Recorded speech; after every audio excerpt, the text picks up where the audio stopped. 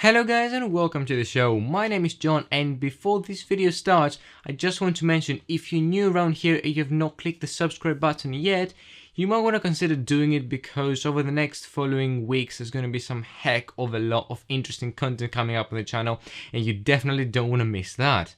Well, with that thing out of the way, welcome to the show. My name is John and today it's gonna be an iPhone video. Now, as we know, September went by, September 21st went by to be precise, and that was the day which Apple, for quite a few years now, has been releasing products to the public. And, well, no exception this year, we got the iPhone XS and XS Max, two really interesting, and as always from Apple, controversial phones, which we're gonna be checking out today.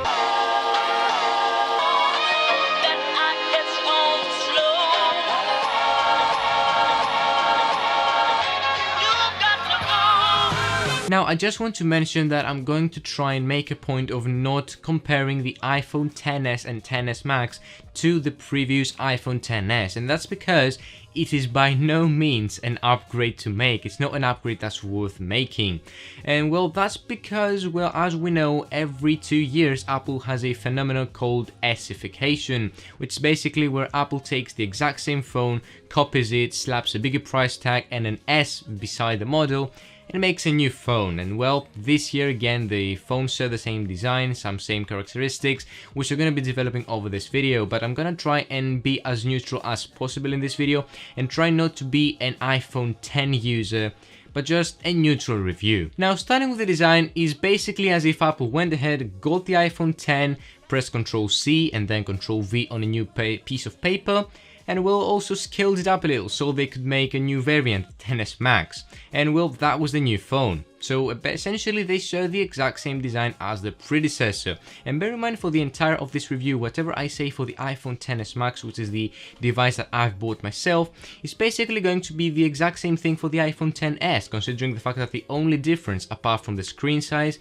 meaning obviously it's a bigger phone, it's the battery life, because as it's a bigger phone, it has the capacity of a bigger battery. Now, the fact that it has the exact same design is not necessarily, at least for my opinion, a bad thing. And that's because that I really like the iPhone X design, the overall great build quality with stainless steel and glass design, the heftiness, it's a great, and you know, if you feel it in your hand, it feels like an expensive and good device that's not gonna break apart, and it's definitely worth what you pay for. It's not something cheap, plasticky or anything like that, by no means. Now, for all the OCD maniacs out there, something that Apple wouldn't be expected to do was the fact that they went ahead and made the speaker grills at the bottom asymmetrical. From the one side there are a lot of holes, and from the other not so many, because they needed to fit an antenna. Now obviously this is just there for symmetric purposes, meaning that it's not actually a second speaker. There's only one speaker at the bottom of the phone, but it's just weird because you wouldn't expect Apple, which they keep everything so simplistic and minimal, to actually do such a thing. Also, I have to mention that this is the first iPhone to ever get IP68 rating, meaning that it can actually be submerged in water for under 30 minutes.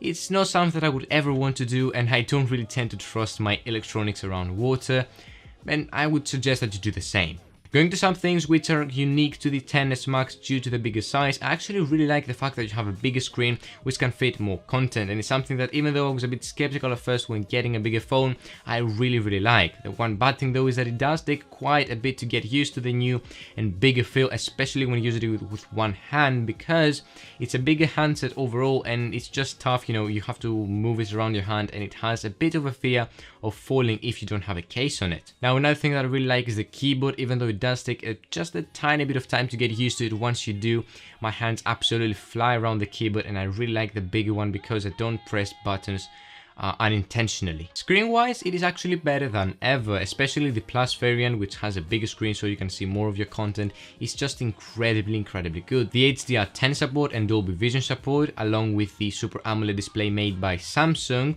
which is one of the best makers of AMOLED display out right now, really helps to make a stunning display with great contrast ratio, great blacks, great whites, overall an incredibly good display. And I would actually recommend that you go out on YouTube or any other platform and find some content which is HDR10 or HDR in general, so you can really see how nice this screen is. I mean, you know, it doesn't really do any kind of justice when showing it through a camera. But again, it's made by Samsung, the king of OLED displays, so you wouldn't really expect anything less. Performance wise, the phone is once again really good. I've had absolutely no trouble and it didn't stuck to anything. It has obviously a newer and faster chip with more capabilities, and this really shows in graphic intensive game, which sometimes even on the iPhone 10 I would find myself having some kind of stutter or lag.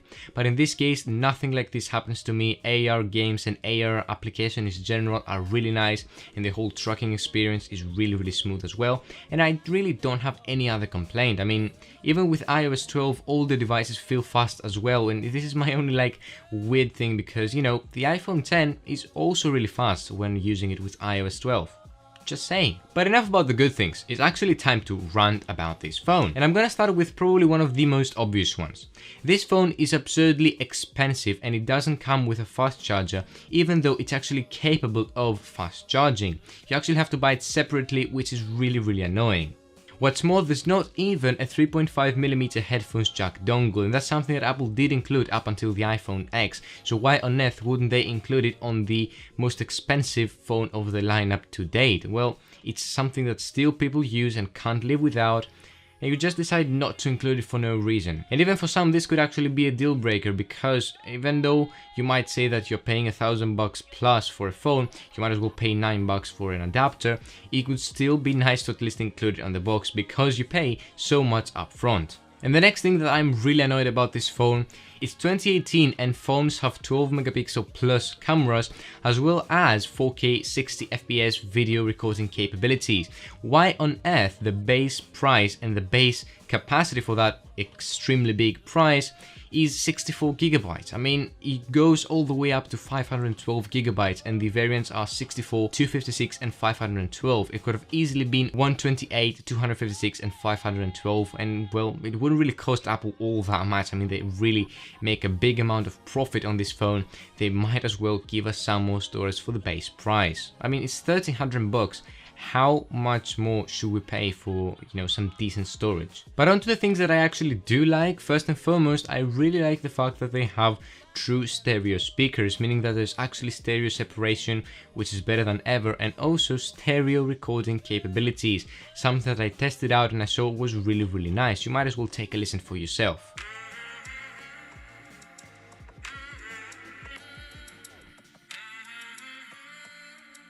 The new portrait mode I feel like is a big gimmick that I might find myself using once or twice, because it's exactly the same as having a Gaussian blur slider on Photoshop. So it's not really that big of a incredible feature for manipulating photos, but it's still nice to have and sometimes use. And last but definitely not the least, things like charge gate and Wi-Fi gate, which are two things that they've started to complain about for the iPhones, are definitely software fixable, nothing that's actually done by hardware issues, so I wouldn't even care about them. To touch wood, I've not even had a problem so far. So overall, I'd say that it's nothing to really worry about and therefore does not affect my overall opinion for this phone. But it's time to reach a conclusion, and that is that I actually really like the phone. Has great specifications, has great design, has great features. Overall, nothing that's really bad and would basically make me not want to buy the phone, apart from the big and heavy price tag. But the thing is that it's not a phone for you to buy if you have the iPhone 10, because it's not really worth it. Apart from the bigger size, nothing else would really make you say, oh wow, that's a big change from the previous phone. By the way guys, that's about it for me in this video. If you like it, you might want to consider clicking the like button and even subscribing to the channel, because as I've said, there's going to be some pretty interesting videos coming up the following weeks. By the way guys, my name has been John and I'll see you again in the next video. Goodbye.